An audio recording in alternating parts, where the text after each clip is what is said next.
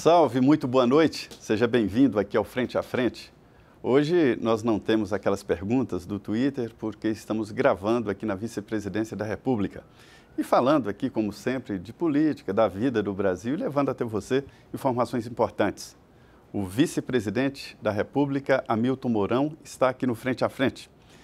Presidente, nós estamos vivendo ali momentos iniciais do governo Jair Bolsonaro, mas já houve tanta mudança, tanta postura diferente, que dá a ideia de que o governo já está bem lá na frente, né? O senhor acha que ainda há muito espaço ali para as mudanças ou o governo está pronto para decolar e colocar as suas bases? Eu julgo que houve aquele período que a gente pode dizer de aclimatação, né, das pessoas que chegaram no governo. Uma transição de um governo para o outro não é como acontece dentro do Exército, quando você passa o comando de um quartel para um companheiro, né, onde realmente existe toda uma apresentação do que está ocorrendo, já tem um planejamento previsto para aquele primeiro ano, né? Então é distinto isso aí. Então, quando você chega, assume, você leva um mês e meio para conseguir se achar e tomar pé daquilo ali, né? Aí tivemos aqueles feriados, carnaval, toda coisa. Eu acho que agora o governo está com as bases assentadas realmente e em condições aí de levar à frente aquilo que são as nossas tarefas. Mas foram muitas polêmicas, né?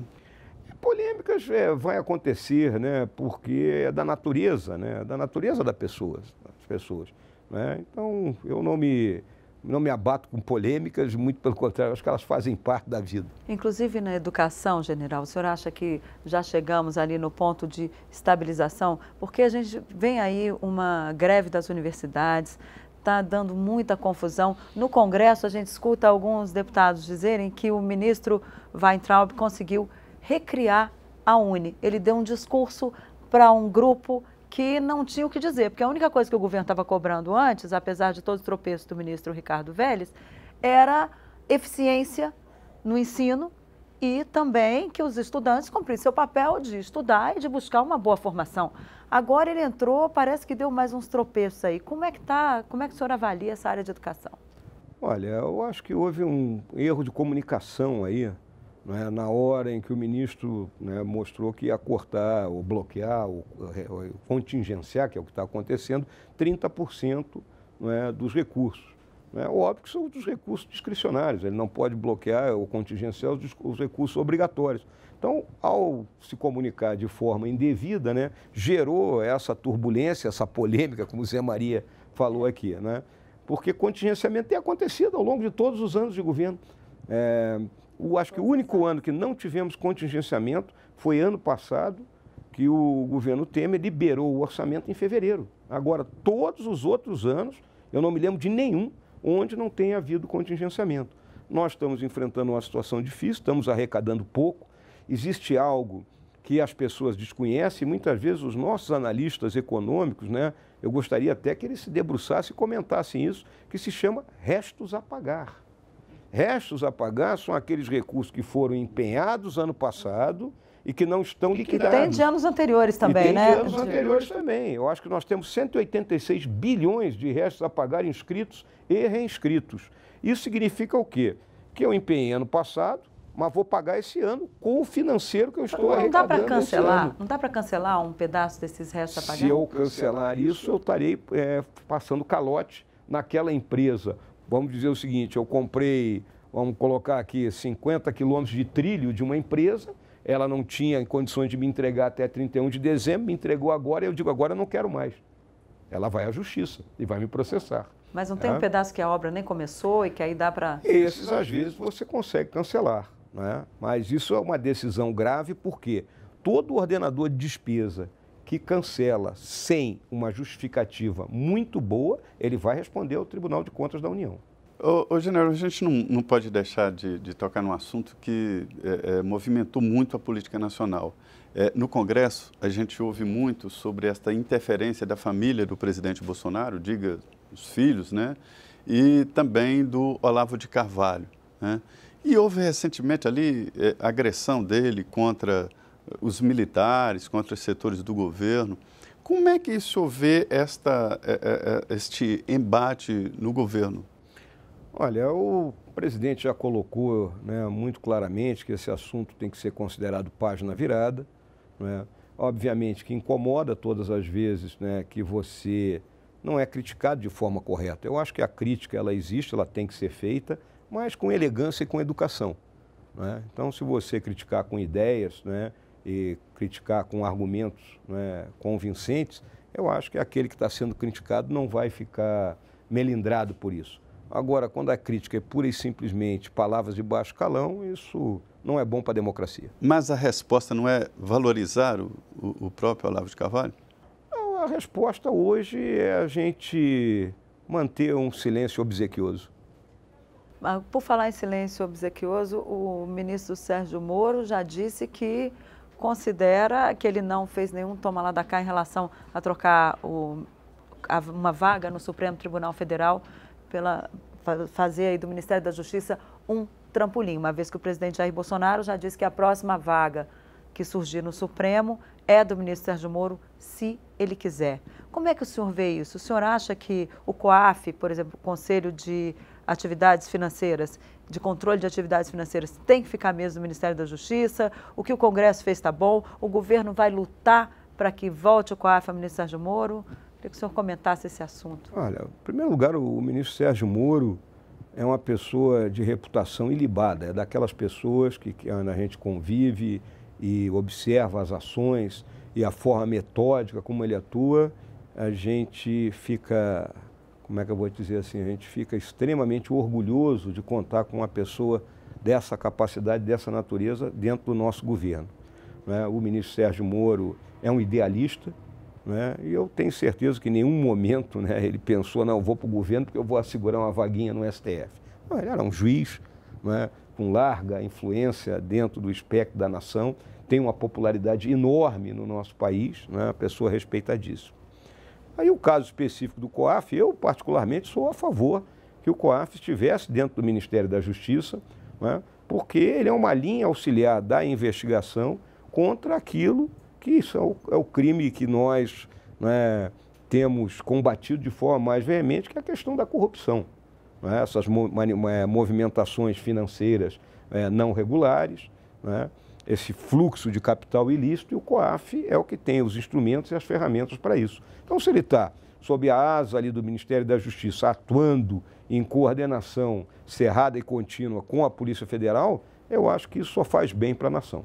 Mas o senhor começa agora, presidente, numa missão muito importante, numa missão internacional. O presidente Jair Bolsonaro nos Estados Unidos, mas em seguida o senhor vai para a China. Há um debate, inclusive em teoria econômica, de que mudou um pouco o eixo do desenvolvimento mundial e que a China hoje é muito importante. Aliás, nós exportamos para a China assim, produtos que nós temos prioridade no mundo, né? Qual será essa sua missão na China? Olha, por legislação, o vice-presidente ele é o co-presidente da Comissão Sino-Brasileira de Alto Nível, a COSBAN.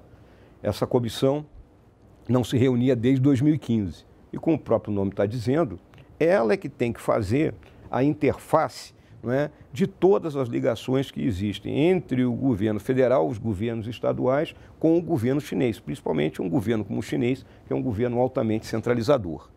Né?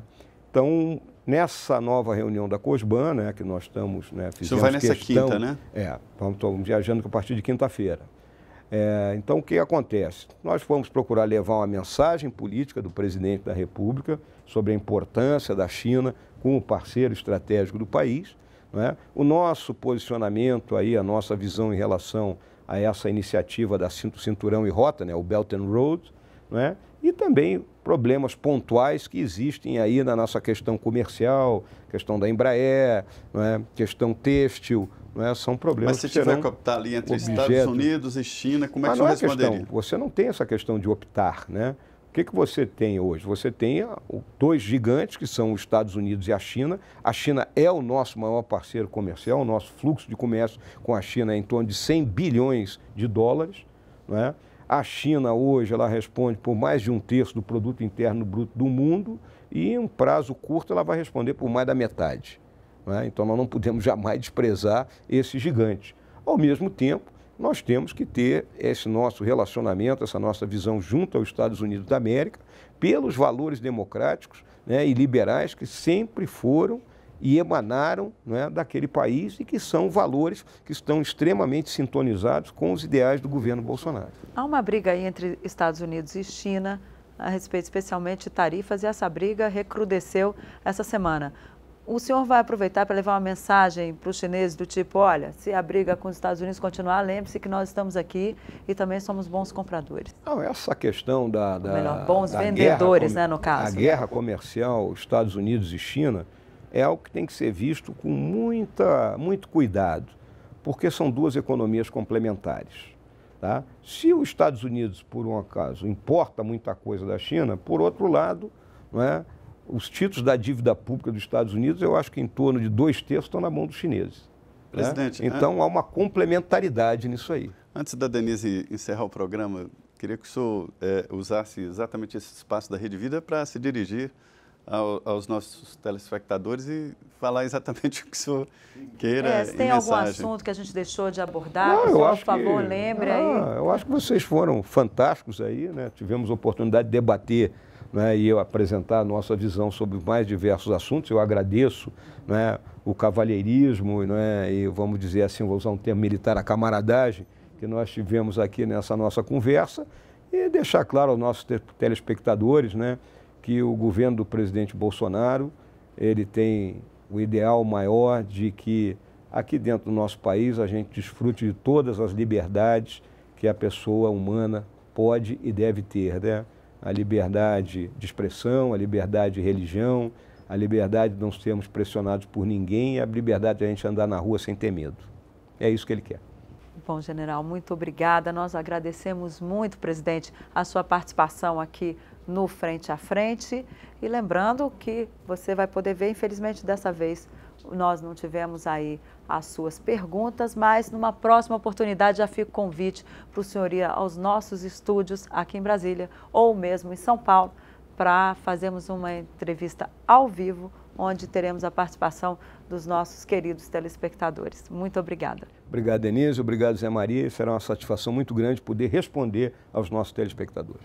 Ok, Zé Maria, mais um Frente a Frente, né, dessa vez, muito especial. Bom, uma conversa boa aqui nessa mesa redonda, falando aí dos problemas nacionais e a postura, né? Você vê exatamente como é e a notícia por dentro da notícia. Obrigado, boa noite. É isso aí, nós ficamos por aqui e agora você fica com o Jornal da Vida. Nós voltamos na semana que vem.